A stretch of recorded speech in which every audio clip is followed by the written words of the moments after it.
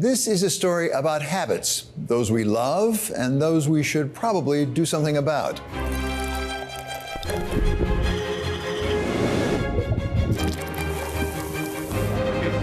Saw the barrels of beer and thought, oh, we'll have one of those. I love beer, so here's the right place to be. Alcohol has been part of human society since the first beers appeared in the Stone Age. It spans everything from pop culture. Go to the Winchester, have a nice cold pint, and wait for all this to blow over. To presidents. But now, after thousands of years, change may be coming to the $1.6 trillion alcohol industry. We used to have a phrase in the early days, people drink in good times and people drink in bad times. Well, the trends appear to be disproving that. Brad Berkman's family has been in the alcohol business since his great-grandmother became one of the first women to hold a New York State liquor license. Now he's a lawyer at Green Spoon Marder, representing breweries, wineries, and distilleries. There's a lot of concern with sales volume. 2024, as we move into 2025, we've seen significant drops in all categories of alcoholic beverages. That is wine, beer, and distilled spirits. And the industry is a bit rattled by it. And it's young people driving the change. In a survey last year, IWSR found that the number of U.S. drinkers who had added non-alcoholic beverages to their mix had gone up from 7% to 13%. For millennials, it was 22%, with Gen Z following at 15%. I mean, boomers are still drinking, right? We're not seeing that much of a difference in all categories. But Gen Zs, as I mentioned, are looking for health alternatives, or healthier alternatives, at least those things they perceive to be healthier. So, what does that mean? It could mean non-alcoholic alternatives. It could mean low-proof drinks, low-proof spirits. It could mean seltzers or similar products.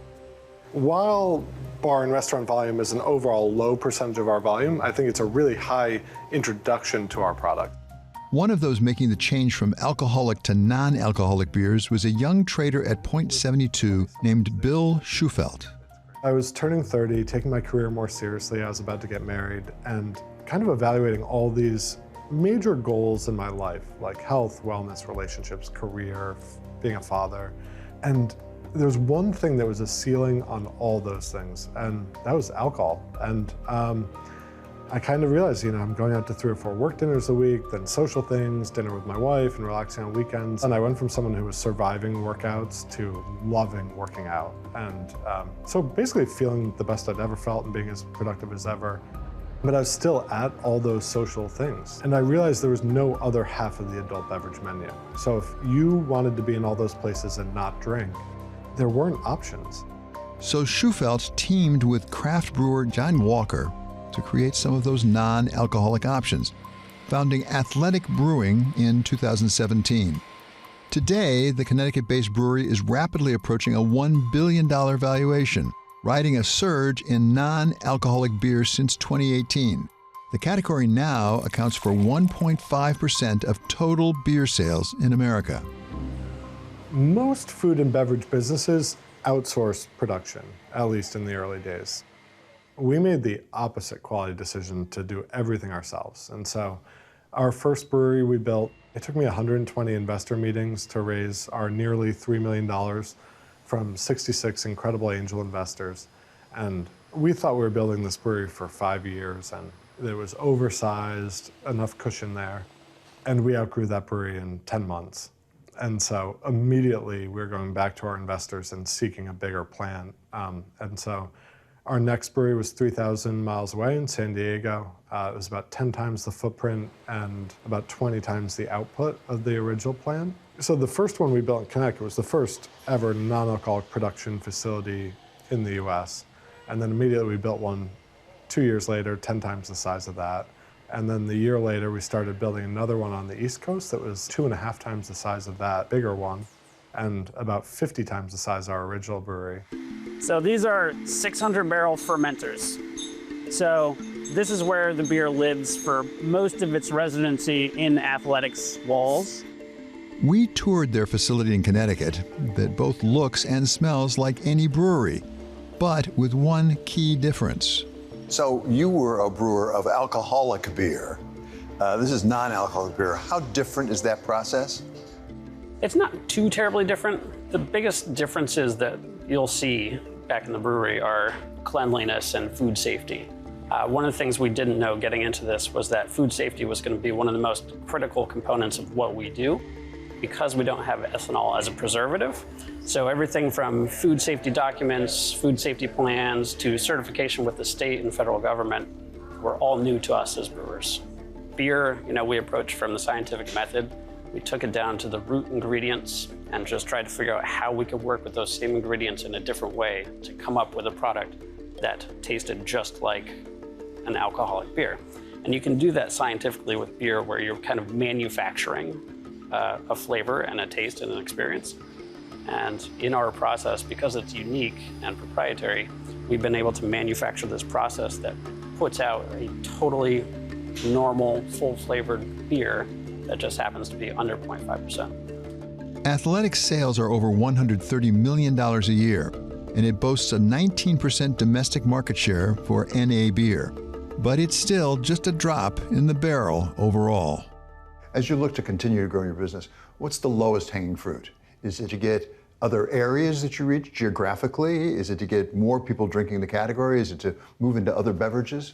I'd say most of all of the above. I'd say nationally our awareness is still pretty low. Only about 20% of Americans even know the non-alcoholic category has been totally revamped and is a really exciting place. So I think new consumers becoming aware of the category in the independent on and off premise, so privately owned stores, our penetration is still pretty low also. It's below 20% nationally, so there's a lot of opportunity to be more available. It's a really under-distributed category, despite it being the fastest growing category in beer the last 5 years. So I think new populations, awareness, distribution are all probably the biggest opportunities. It may be small, but it's growing fast, and Shufelt thinks that growth has a way to go. I really believe that first 0 to 2% is the hardest, like getting the boulder rolling. I think 2 to 10% is going to be incredibly faster than people think, and 10 to 20% will happen in a blink. And I think it's probably going far beyond that also, which that would point to a category that's somewhere in the $25 to $50 billion range in the not too distant future. Reaching those numbers would require the sort of generational culture shift that Shufelt feels is beginning to take hold in corporate America. I kind of saw in my financial career over the 12 years I was in finance, it went from being a badge of honor to be hungover and out entertaining to really frowned upon. And people were really performance driven and health driven. And so I saw that change in myself. And so I was definitely extrapolating that there's this big tipping point coming in society, which has actually played out over the last 10 years.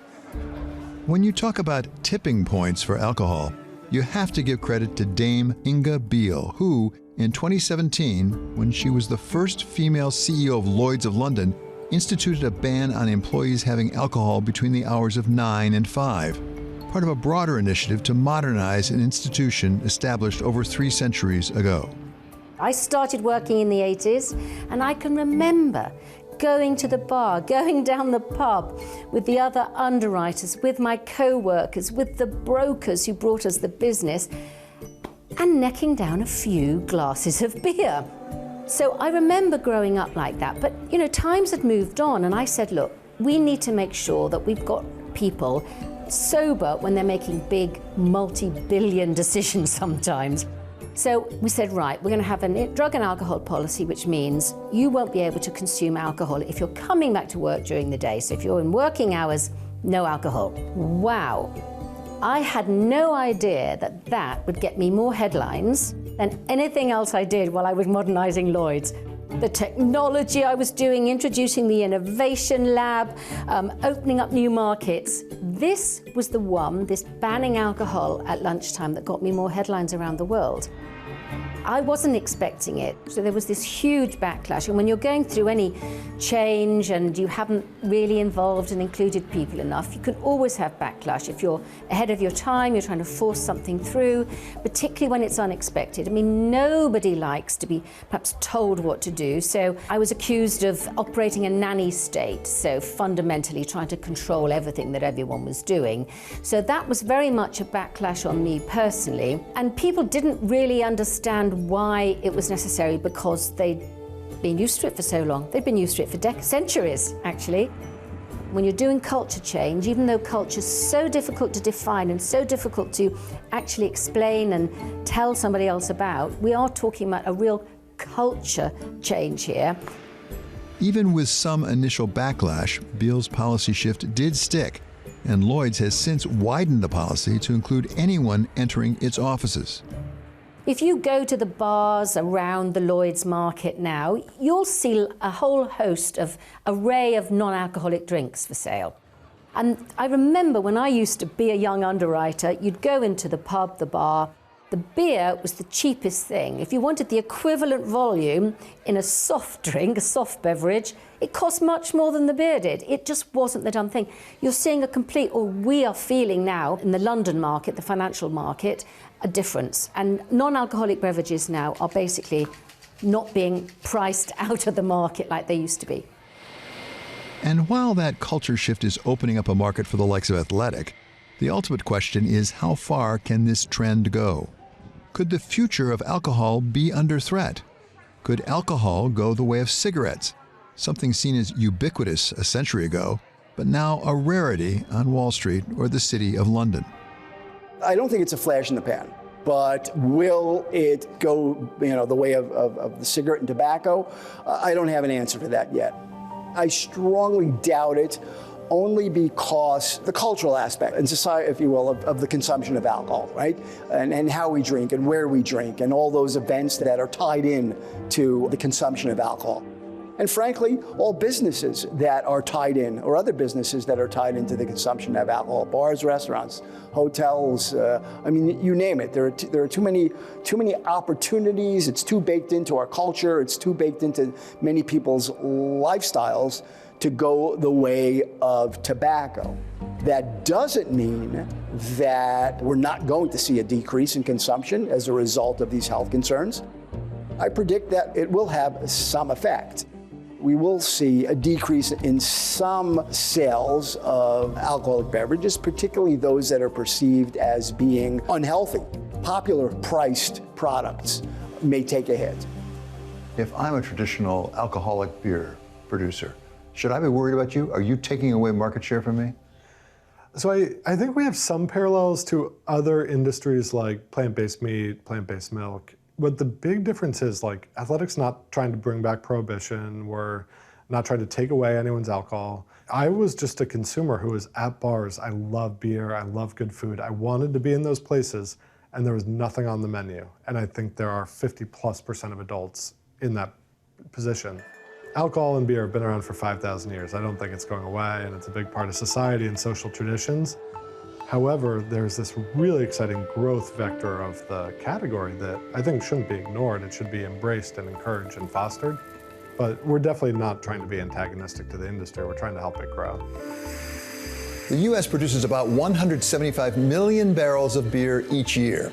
It seems unlikely Americans will lose their taste for beer anytime soon, but they just might revisit their taste for alcohol. Cheers. Cheers. Thanks. Thank you.